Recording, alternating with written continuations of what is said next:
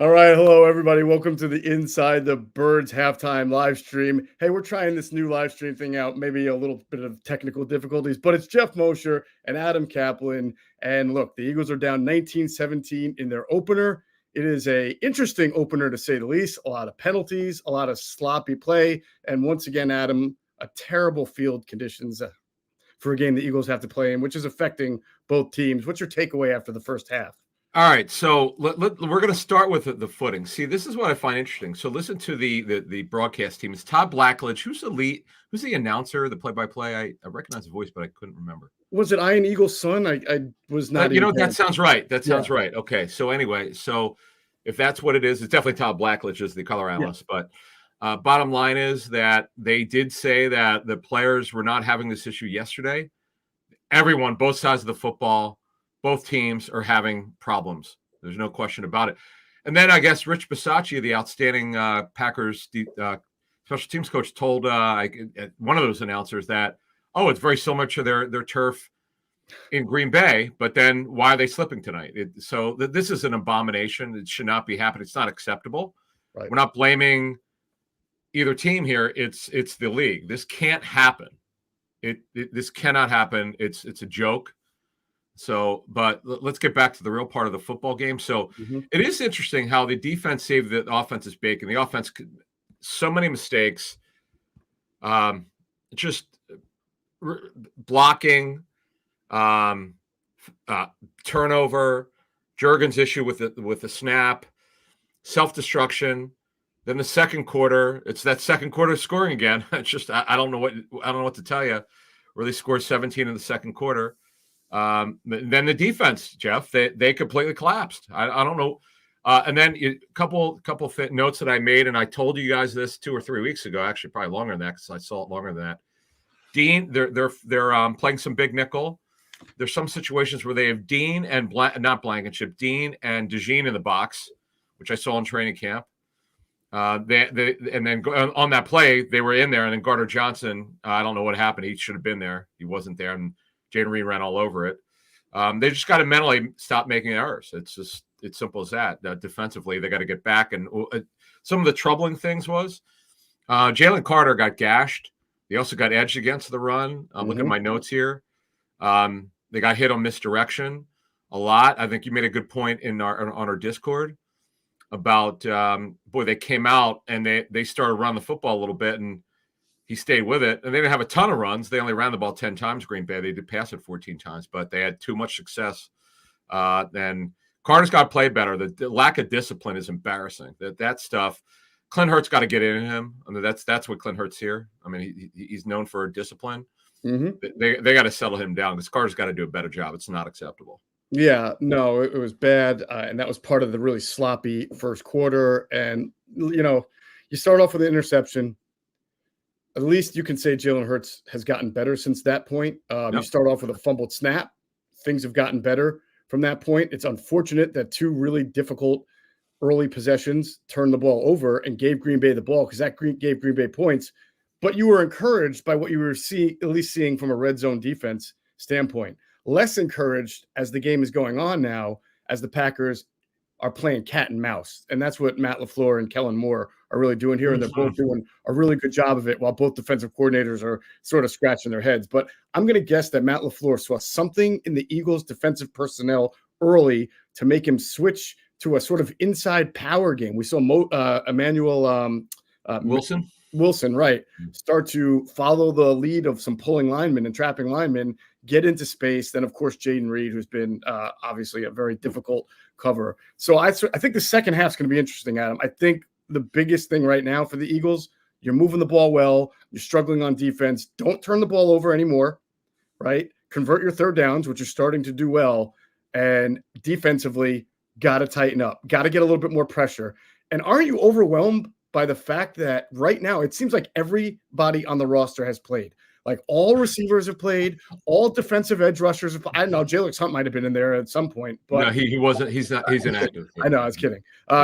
You're seeing 11 personnel. You're seeing 12 personnel. You're seeing 21 personnel with Will Shipley on the field with Barkley. And you're also seeing what you expect from Saquon Barkley, which is explosion when it's there. Oh, And, on his last carry, though, he runs the ball right into the back of his center. yeah. And it's like, that's the stuff that's kind of mind-boggling about him. But either way, you're getting some explosive plays there. You wonder, though, Adam, do the Eagles try to go downfield more in the second half? Because right now they've been very – I don't want to say they're operating in a box, but it's a good thing that they're throwing to running backs. It's a good thing that they're spreading it around the field, but they're using motion, they're using mixed direction. You're going to have to get the ball deep at some point. All right, so here's my problem. I mean, we can't tell from television. You can't tell.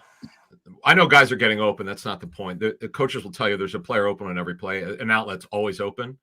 It should, the announcers can't see it. When they say coordinators and quarterback coaches hate it when announcers say there's no one open on the play, it's usually wrong.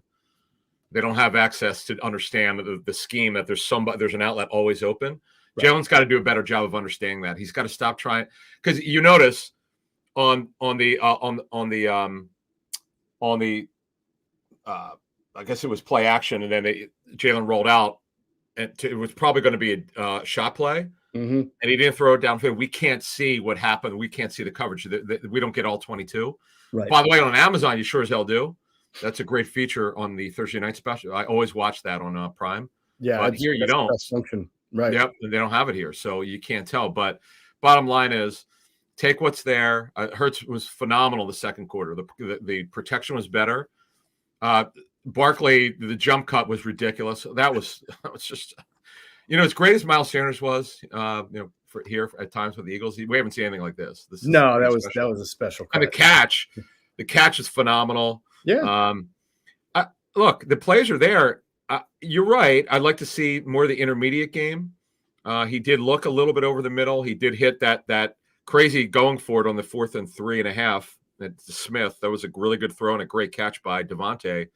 Yeah, I'd like to see more downfield. But the positives were Zach Bond had a really good first quarter, very active against the run. He wasn't making the mental errors. Now, we don't know what happened in the second quarter. We don't have access to the tape, so we don't know what. We know Carter got gashed. We know that. That was you can see that on TV. You don't need to see all 22 sometimes to see that. Maddox is the nickel, very clearly. He was in on the first. He's played a lot of nickel tonight. Now I didn't see Mitchell inside. He may have, but I couldn't tell. Didn't look like it. So there was some positives. Cooper DeJean played a little bit out there, but I didn't see it. A couple of people said they saw it. He might have been out there. He did, but they also played. They played big nickel, and DeJean, as I said earlier, was a box safety with. In fact, they put, as I said earlier, they put Dean and him Blankenship in for that formation, which we saw in training camp, which I noted like 3 weeks ago on a show. Which I'm like, boy, I wonder if they'll do that, and they sure did. And that unfortunately was the play that. Gardner Johnson didn't seem to be where he should have been. But you know what, though? Overall, with all the mistakes they've made, the slipping, the penalties, getting gashed, they're only down by 2. The Eagles are in this. There's no question about it. They got to stop shooting themselves in the foot. But you know what? Their offense was really good. 13 first downs. They possessed the ball very well. Did have the one, obviously, actually, they had 2 turnovers, the fumble and the pick. But again, you play like this, you should be down by way more, but they're not. And the defense, as you mentioned earlier, you're right. They got to do a better job. The first quarter was really good. The second quarter, the defense was awful. Yeah, you got to tighten up. You got to stop making mistakes. You get Jalen Hurts completing a beautiful 4th down pass on the final drive of the half to Devontae Smith, gives you first down. You think they're driving, and you get a okay run from Gainwell, I think it was. Then Jalen takes a bad sack, -6. He could have thrown the ball away there. Then false start, because you could see they were giving you a great angle. Jalen moved, which made Dallas Goedert move, because Xavier McKinney kept going from post in. He was fooling Jalen Hurts' picture, and that caused confusion, which, at that point, that costs you more yards. You get backed up, and then all of a sudden you're kicking a field goal because you spiked it. I mean, they were running out of time. They gotta clean that stuff up. And the second thing I'll say is, if the Packers stop slipping, I mean, Jordan Love has been hard for them to get to. He's been elusive. You cannot give up a 70-yard touchdown on 3rd and 10. You just can't do it. You've got to tighten up the little things. But hey, what do we always say, Adam, as we close this off? It's week 1. You can't overreact to anything. You're going to see bad tackling. You're going to see sloppy play. To me, whoever doesn't turn the ball over in the second half will win this game. I love 2 things. I love Hurts under center when he's under center. I love the pre-snap motion. You notice that Shipley was in for eye candy. They did all sorts of stuff with him. I love that when he was in and Gainwell was not. And Gainwell, by the way, had that beautiful 10-yard. He made 2 unblocked defenders miss. That was interesting. Mm-hmm. But I love the scheme that Kellen Moore's come out here with. And it's not like he's running a lot of 11 personnel. He's just formationally, as you were mentioning earlier, doing a lot of different stuff, which we have not seen. Because this is the stuff in training camp. You never really know what they're going to do when we get to the regular season. And I give Kellen credit. He's definitely amping it in the bucket here in the first game. Yeah, no doubt about it. All right, second half will begin soon. Again, the Eagles down 19-17, anybody's game, and we'll see the adjustments, if any, what are made in the second half. Thanks for joining this special Inside the Birds halftime live stream of the season opener. Of course, we'll see everybody on the post-game show.